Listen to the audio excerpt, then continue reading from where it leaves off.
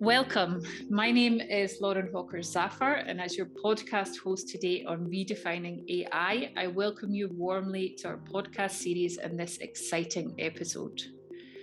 Redefining AI is a podcast hosted by Squirrel and the Squirrel Academy. The podcast focuses on key narratives and discussions that drive digital innovation and help people understand artificial intelligence, machine learning, insight engines in the insight era. In this particular episode, on Through an AI Lens, we have the great pleasure of hosting Tom Allen, an AI enthusiast, ambassador, advisor, and successful founder. Tom is the founder of the AI Journal, a very well recognised and free open source information hub on everything to do with AI and emerging technologies. Now, this is our first time hosting Tom, and I'm very much looking forward to our conversation and to discovering more about his impact on the field, the trust that he is building through creating awareness around AI and emerging technologies, and what he would personally like to see more of in this space. So welcome, Tom. Thank you, Lauren. Really excited to be on the show. I've listened to one of the episodes and it's an awesome show. I remember when we were talking about it before, and very excited to share this time with you today and hopefully add some value to the audience and to yourself and to anyone that's listening. So thank you for having me. Excellent. I'm sure that they're going to be able to learn a lot from you. And I think that we'll take this next 20-25 minutes just to discover where you are. I mean, maybe we can sort of start by sketching a scene. We've all got a unique journey. So maybe let's begin with your journey, Tom. And where are you just now? So, if you want to know where I'm located in Birmingham, with my journey and with the AI Journal, it's a very exciting road, and it's been a lot of ups and downs in a very short while, and I'm very transparent with that, and I think that's what people appreciate. We're very open, and I always share where we are currently and what our challenges are and what we really need to be doing and what we're pushing to do to help more people, to help more businesses. But it really started back 2 years ago, so we're still relatively new on the scene, and we're still a growing company, and it's very exciting to see what we've achieved so far, because ultimately it was when people ask me how did he start it, it was out of selfishness, because I wanted to find out more around AI and emerging technologies. I was in it on a day-to-day basis, and I was not AI, I was involved with machine vision, I was involved with robotics and manufacturing background and big engineering solutions with automation, and that's really what led it to make me think of the AI Journal. And today it's been a very fun journey, but people commend me and I say, well, we're just at the start, so we've got a long way to go. And it's brilliant to see how many people have come on board to trust us and use our platform. And yeah, very humbling experience, and to share time with people such as yourself, Lauren, to tell people how it can help and how we can help people, and also anyone else that's looking to start their own side gig or business or whatever they're trying to do. Mm-hmm. You mentioned that it came out of a selfishness. What exactly was that, this selfishness? Yeah, so in engineering, I saw a lot, and I came from an agency background, and I wasn't great in an agency. I don't know if it was just the focus of working on different accounts, but anyway, I only had one account that was software as a service, and it attuned with me. I remember it was my favorite customer that I worked on, and looking at it when I went into engineering, so manufacturing and doing with big logistic hubs and big automation solutions for big food, like the companies that supply Tesco and Waitrose, and all the solutions that went behind it, just really, I had to up my game very quickly, and I had to read a lot in my spare time, but nothing was really getting me understanding how these technologies work from not unbiased. Obviously, you're always going to have to occasionally go through those kind of roads where people will be biased towards something, but I couldn't actually see how does this technology work. So how does ML ops work, or how does AI, or how do you come up with a solution, or what's the roadmap to make sure your data sets are all clean? And I really wanted to understand, because it A, interested me, but B, I could take that back to the company and it might be a new solution that they could have an add-on. But I also dealing with all the big robotic manufacturers, so KUKA and ABB and Fanuc, to the smaller ones like Staubli and Omron, which is a cobot company.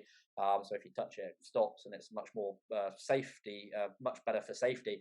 And that really led me to think, what is this and how can I make sense of this, because I've got to go write some case studies up, and I can't write them very well if I don't understand the technologies they're using or the languages they're using for programming it. And that's where I really thought I should just start a blog and I should write about it myself, and I should invite other people because I don't know what I'm talking about. And that scaled it. I mean, it was very slow to start with, the trust and to get over that bump, but then you get a few notable people and all of a sudden it naturally gained traction, and I was very grateful for it because I got to learn a ton. And all of a sudden, I don't know how well it reflected on my work, but I was very well trusted in that role, or at least I was told I was. And I think that came off the back of learning more around these technologies and really taking a keen interest, as I encourage anyone to do. Yeah, I mean, there's probably two strands that I'd like to follow there. So do you think that there was a collective also frustration? I mean, had you spoken to people afterwards and found that they'd also felt that there was a lack of discourse or a lack of information that was available in understanding these new technologies? Yeah, and it's still, so that's why I carried on with it, because it's the number Mm-hmm. one thing that I always get, and people love us because they think, well, it's not one. And I'm not saying publications are one sided, but when it seems that way when sometimes in the conversations I have, because we don't really write much content ourselves. Obviously, I write from time to time, and that is one of my good skills.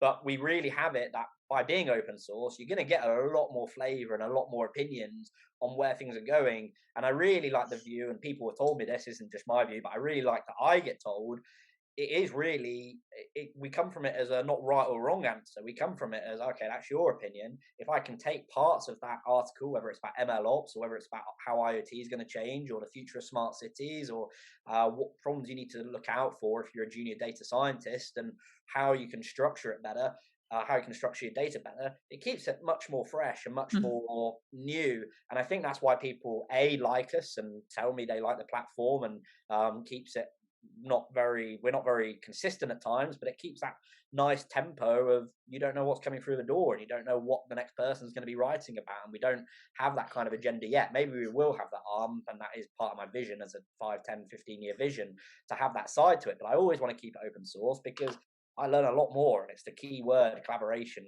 which brings a lot more opportunities and it brings a lot more knowledge. And people tell me that's what they love about it. So that's why I'm very, very happy for it. Yeah, I mean, what I'm actually sort of creating a parallel in my own mind too is the fact that here at Squirrel, obviously, we collate all unstructured data sources to try and Yeah. provide accessible insights to information.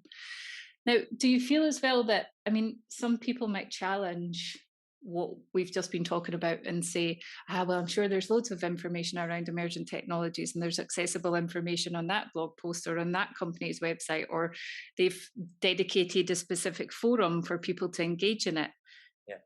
Is it maybe an overcrowding and too much information, and you've found a niche where with the AI journal you can collate it and ensure that people have one accessible point Yeah. of access?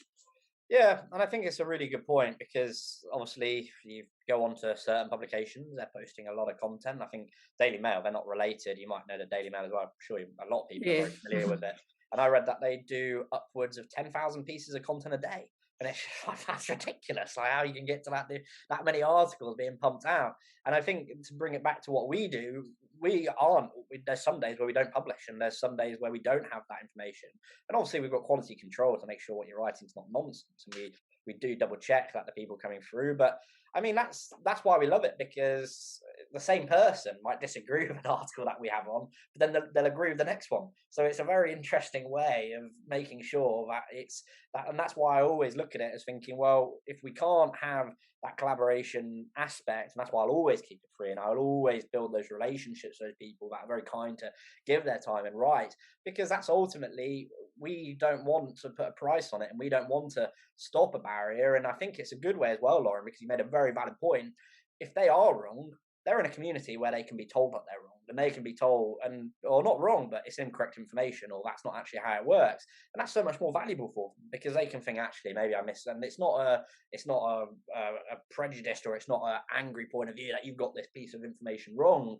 I think it really opens a door to people to learn, to improve, and from people that tell us why they love it, to create relationships. And we've watched new businesses do new business with each other on multiple occasions, all from an article or from just an introduction through what we've created. And that really is the part that makes me very happy. So even if someone is wrong, they've got that opportunity to learn from it and to take it back. And also the other way, if you flip the script, Lauren, that people that are just starting out, like a junior data developer, or they can't get a position, they've got good ideas and they've got cracking ideas because they see it from an outsider point of view, that although it might not be fully correct, you can kind of see their roadmap for thinking. And that's vital to any business, because ultimately younger people are our future, and they're going to be the future leaders, and they're going to be the future business owners or future heads of departments. And it's very important to have that kind of grassroots mindset, and maybe earlier, like we're partnering with universities and like ETH Zurich and all of them to look at Midwestern to see how we can foster younger and younger people to say, this is maybe what you want to consider. So it's a really good point. And it's something maybe we need to watch out for, but it's a great way of learning and understanding, which I think people love. Yeah, I mean, let's stick with that. I mean, I think I'd like to sort of touch upon a couple of points that you've raised there. The first one is maybe the future and encouraging people to access material that they can then benefit from in the future. Yeah. I mean, you have been on the AI Journal multiple times, and I've seen that you cover a plethora of topics. Yeah. I mean, you cover big data, virtual reality, cloud computing, and now what we're sort of discussing just now, the future of work. Yes. Now, where do you personally see a necessity to create more awareness? Is it in one particular topic? Is it a general trend? And why do you see this necessity to create the awareness? Yeah, so there is a bit of a trend at the moment around ethics, of course, and I think that will always be a trend. I don't think that's ever going to die, and rightly so. It should always be questioned, and new technologies are going to bring new concerns, and for that reason, I don't think ethics will ever be I think we'll still be talking around it 100 years from now. I don't think it's a hot trend. I think it's just a constant consideration. Is that because the humans, but is it because the humans in play? Yeah, 100%. It's us. We make bad decisions. Any technology. I think Gary Vee said it correctly. He said the other week, and he was being interviewed by CNBC, and they were asking him around the metaverse, and they kind of tried to put an agenda on it, and he just giggled and laughed because they were like, "Oh, it's full of white supremacists. It's full of this." And he's like, "Any technology that's open to people is going to bring new problems." He's like, "I don't think the metaverse and I don't think NFTs are any worse than any other technology, and it's a replication of who we are as people. You look at your phone; it's a digital extension of me. Like if you get my phone, you can understand a lot about me very quickly, and that's why people don't like to lose their phone, because not only is it going to spike their insurance, we have to pay a fee, people can find out a lot of information about them very quickly." And not to go off the topic, but I think that's very important for ethics to understand and it is the human in the loop aspect. Humans, over time, if you look at history, we make bad decisions, whether it's going to war or saying certain things, or maybe much more minor, removing someone from a company, whatever it is, or saying something we didn't mean because we were in a bad mindset. There's so many factors that technology just needs to constantly take on, that ethics is always going to be a consideration. But I don't think a certain technology, whether it's IoT or a new mobile phone or metaverse or VR or an AI algorithm, it's all, to me, derivative from humans. We create it. It's our data sets. It's our thinking. It's not like data is just made up a whole new spreadsheet and said, there you go. Like it derives from us, whether that's the worst of the worst on the planet or the best of the best. And I think a new technology will always need ethics behind it to whether to regulate it or to question it. And I think that's why it will always be a trend. It won't be now and when my great grandkids are around, we're flying to different planets. Like it'll still be a thing. Yeah, I mean, it's an interesting sort of concept to ponder. And I was actually listening myself to an interesting podcast a couple of days ago that was talking about the metaverse, about digital extensions, and how there's this actual reservation around the fact that the human might not be in the loop in it anymore. I mean, if you think about future generations and the awareness that needs to be created about the lack of human interaction in an actual digital environment. Yeah. I mean, there's so many considerations that need to go into that. And my question would be there, I mean, like you are trying to motion yourself, Tom, with creating awareness around emerging technologies and educating people so that they can ensure that they're using it in an informed manner. and that they can benefit from that. I mean, who needs to motion things better if we're talking about the field and all the players involved? Yeah, so I always think it comes to the responsibility of businesses, and they need to do more. And we're having a discussion with KPMG, and great team that are looking at what they want to do and what they want to build. And that's not to plug them here, but they really had that mindset from what my conversation was, and that's the kind of mindset people need to think. Okay, how are we going to train not just the? And I think we're caught in a. And I know this isn't completely on topic, but it's really what I see, Lauren. We're caught in a trance almost, where we need to be thinking even to the younger ages. And I think I said if I was going to start a new business, it would be AI within education, because that is just ultimately, if you can go in and save teachers time and you can go in and teach school kids. And that's why I'm such a big fan of VR. I posted a post about it on LinkedIn the other day, and it was showing how you can learn a piano with a headset on, increases your skills rapidly, increases your immersion, increases your talent, whether you're learning a new language, it puts you in that world, and it's a lot cheaper. And whether you're in construction, so you can see the blueprints and you can share it with someone across the other side of the world, or whether it's a school kid and you can put them in dinosaur age, whatever it is. And I think that goes to your point. It wasn't off topic, it was to say, well, that's where I really see the problem of, and we got told at the last, I was at the AI Summit last year, and the government were very open, saying there's a problem with data scientists going to university, not being taught the proper skills. They come out of it, they can't find a job. But then at the other end of the spectrum, you've got companies saying there's not enough skills for data scientists. And I was kind of dumbfounded. I was like, well, these kids are going to do mathematics and advanced engineering or whatever it is that correlates usually with data science or something. And it's that kind of way, if we can just take it even more grassroots level, I think we will have a good chance of making it more unbiased, and going back to our conversation earlier, changing trends so ethics isn't such a lot. And I'm not saying it shouldn't be, it should always be a consideration for people, but I do see that as the companies get very caught up in what they're building, and they don't look at, well, and we see it at the moment, how do we communicate that message? And that's why we get our platform to use, whether it's with customers or other people or partners, to say, well, how do we communicate this message, Lauren, and how do we properly show? Because the average day person still doesn't know much about AI. It's a buzzword. You see, and I was joking about it on one of my podcasts the other day on LinkedIn Live, and it was AI powered.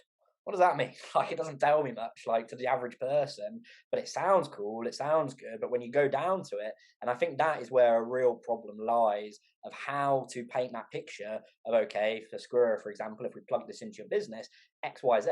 And I get it that it should be sold to businesses, but also, and not just using Squirrel as an example, but painting that picture to kids and that's why my big thing is education. And that's why I say the platform is to educate as many people as possible in AI and emerging technologies, because that's where the shift is, and that's where the innovation is, and that's where the new ideas are, and that's where you get less people saying, oh, AI, and the constant conversation. You've heard it before, I'm sure, Lauren, AI is going to take my job. And rightly so, because people, and I'm guilty of this as well, you don't want to do what you don't understand, and you don't want to be involved with what you don't understand because it scares you. I don't want to be in certain industries because I don't understand it. But if we can just build that a little bit more, it would all of a sudden be like I'm very optimistic around AI, because and I'm sure you are, and I'm sure most business owners that I know that are involved with cloud or IoT, they're very optimistic. I never really come across a business owner that's selling AI and they go, oh it's just going to be the doom of us. Like, no, I mean, they understand it. Yeah, and that's the thing, and I can certainly relate to what you've mentioned there around the fact that the terminology and the narratives that are pushed in certain conversations are limited to different and minimal associations that people don't necessarily understand, or it's been misused, or they simply, as you've mentioned as well, that they're scared of talking about it because they feel that it is an untouched subject that they don't want to explore themselves. I also think, though, as well, that, I mean, technological changes, I mean, they're wonderful. And as you've mentioned, like with virtual reality, augmented reality, I've explored that myself in a lot of educational research. And the benefits there are tremendous. And we could have a whole conversation about those there. I certainly agree with you. But I think that the challenge sometimes with getting people to change and adopt different technologies in different ways is going back again to the human about habitual action and routines, and getting people to really understand that it does require habitual change. It's not just a one-time change. It's about getting people to change their behavioral processes. And this can be, like a 4 or 5 stage conscious process. So I think that for me, it's more about how can you encourage, and you mentioned that the government should be providing the skills and encouraging skill development. But what sort of frameworks and initiatives do we really need to enhance so that people can become more welcoming to active adoption and active change using these technologies? Yeah, that's a really great question, because the government are doing a fair amount. Like, it's granted that they're you see their missions and their statements and their new grants and everything they're trying to do to push it, because they know it's the future of the world. Like, it's what did Satya Nadella say? He said it's going to be more powerful. AI is going to be more powerful than fire, wind, and water. To have a statement like that from someone as notable and as progressive and as proven at that stature, it makes you wonder, like, how do we need to get more people into these roles and into this area? But I don't know the framework. It's still early days for me, and I would want to look and see how we can. But I do think businesses as a whole, and we're seeing that shift. You're seeing it with this podcast, and it's great that you're doing it, and other companies are doing it. And it's for training and education. It's to show that what is possible. And maybe a 14-year-old will stumble across this podcast and they'll be listening. And I think it all starts with that at the moment. It's not really, we love to look, people that love technology love to look 10 years in the future. Look at Jeff Bezos. He writes quite clearly in his book, or he's quoted in the book that was written about him, working backwards, always looking 3 years in the future. And anyone that is in his executive team that's looking 3 years or less, they're not on the executive team almost. I'm paraphrasing, but it's something along those lines. And I think it's that way of thinking that we're never going to have frameworks for now to educate people if we're always looking at what the next technology is. And that's why personally, I don't blame anyone that does rate them, but I don't like predictions, because I think, why do I need to know if AGI is not going to be around for 100 years? It's 100 years away. Like, I do think you need it in the back of your mind, but I'm thinking that situation will never come around if we can look at how we can educate people right now. And that's what I know it's not a detailed answer to your question, but that's how I would look at it from my angle of thinking, okay, well, how can we foster what we've got at the moment? And that's really how, if you want to stop climate change, it's the common question. You've seen this argument. I don't know if it's right or wrong, and I'm not, either side has got fair points. But looking at it from, well, why is everyone looking at 10 years from now? Because if everyone stopped, you saw it when the pandemic hit, all flights stopped. It showed you like the percentage of, and that just proves if you take action in it now, you stop future events. But people don't, and we just keep doing it and doing it and doing it. And it's the same with, and I understand why, because the world needs to relies on all these technologies. But it does make me think that just, how can we do more in the current day to really foster that, so you can paint that bigger picture, which is a bit loose, but it's a way I kind of think about it. Excellent. Before we sort of usher ourselves to a close, I just want to, you don't like predictions, so I'm not going to ask you to predict what is going to happen next for the AI journal, but I certainly I don't mind instincts. I don't like percentages where they tell me a certain industry is going to be worth so much. I'm like, I don't know what I'm having for dinner in 3 weeks, let alone what a market's going to look like in 5 years, because the next day a new technology comes out, changes everything. Like, look at Windows 95. No one knew that was coming. Windows 95 comes, home computing changes forever. Like, that's why I don't like predictions. But pandemic, you can't. No one in their Excel sheets or project managers knew the pandemic was coming. Look how much that threw. Like, so let's talk about your now. What are you focusing on now at the AI Journal?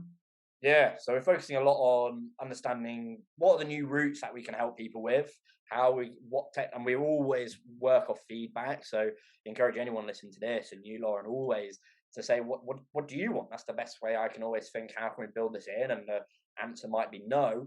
But currently, really, I'm a big fan of going to conferences. So we're really looking at how we can go to them and really position ourselves with those trusted brands, but also looking at, trends that we think, and I personally are backing. So, and these don't have any stats to them, but I think VR is going to be the next mobile phone. I don't think we're going to have mobile phones in 5 years. Could be very wrong, but I've just got a feeling that it's moving to that extension, because you're already seeing HTC or HTV with their bands that sync to their headsets. so you don't need it. So it records everything you're doing. And I can see the same with Google Glass and Apple Glass and whatever they get called coming out. And it's really important for us at AI Journal, and that's where I'm coming full circle, to understand these. So when we do help customers or help anyone with research, or we're helping the general audience to come onto our platform, we have a full scope of, okay, how is it that you're really going to impact that area? And that's something we're always working with our advisory board and